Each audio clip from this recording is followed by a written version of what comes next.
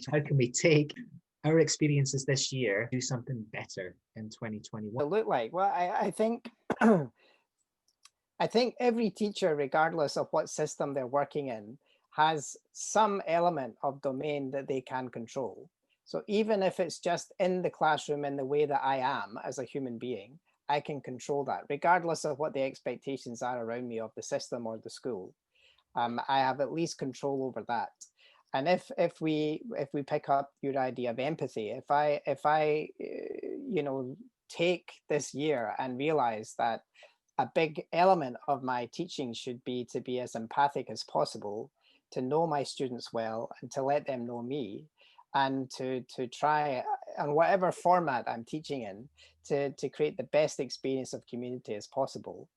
And to see that circular idea of I'm not there as the guru, but I'm there to stimulate creativity and creation itself, then I think that would be a really good outcome. From my side, I would think I'll be looking at empathy also in the sense of understanding. And I think a lot of people are just thinking that education should be this way or should be that other way.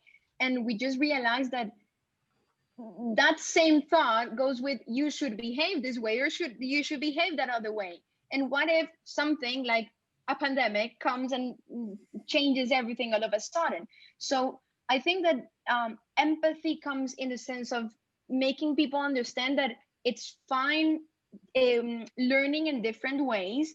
It's also fine understanding that maybe if you didn't complete a whole course, because we're talking about heroes before, but at the same time, it's also okay if some people were just not mentally able to do it. So I think it's also important to take this as a catalyzer to a new form of education, meaning that as we prepare for a better future, we also need to prepare for skills rather than for big degrees at a higher education level. And that goes with a sense of understanding that maybe I'm just not so good at this or that subject. But once again, that's fine if I'm able to become an expert in my own field and understand that I cannot have the whole support, maybe because of the context, and the teacher maybe cannot be spending so much time with me for this or that.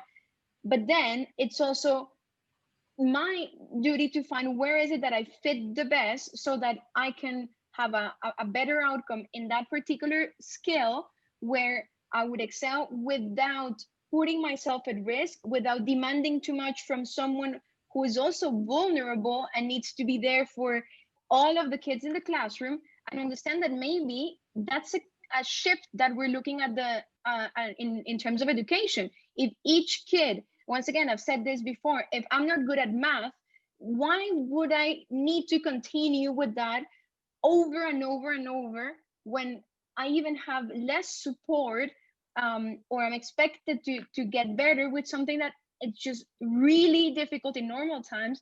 Imagine nowadays. So yes, about math, but math in a different way. So maybe that's the trigger that I'm expecting in the upcoming years. And it's the fact that this pandemic makes us vulnerable, makes us understand what is it that we want, what is that we don't want as well. And I think, once again, going back to kids, they are going to be very much conscious at an earlier stage in their lives, and they're going to be these decision makers rather than for our generations and the older generations, were mostly parents who were taking some of the decisions, where I'm expecting in the upcoming years to see those kids actually deciding much more on their own and saying, you know what, I want this for my life and I want to excel at this or that, and understanding that it's not because they are thinking only on themselves, it's because they are also integrating themselves better in a community where everyone is becoming an expert in their own field and following their own gut. And hopefully with that, going back to the circular purpose, everything would have a proper balance. That's my ideal of a future world.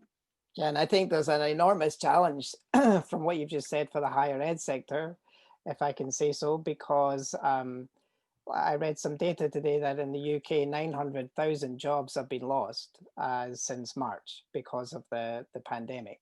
So those are 900,000 souls who are probably looking to reskill, some of them at least, and a degree is not what they need or what they want.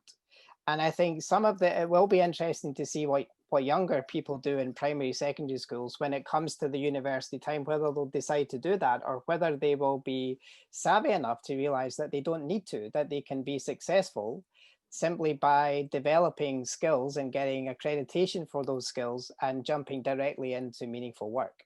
And I think that the place of higher education, the purpose of higher education, and the position of higher education in the education industry, if you like, is going to have to change because people are going to make different choices and they're going to need different things in the future. If I may jump on that, Steve, I think it's really important what you're mentioning, because the problem relies in the fact that we keep teaching for jobs that will no longer exist in many senses, right? And what happens with the ones that will exist? We keep teaching subjects instead of teaching skills for that future life. So I think that would be hopefully a very good learning from this pandemic, in the sense that it's okay to shift, and we must shift whatever current education is offering.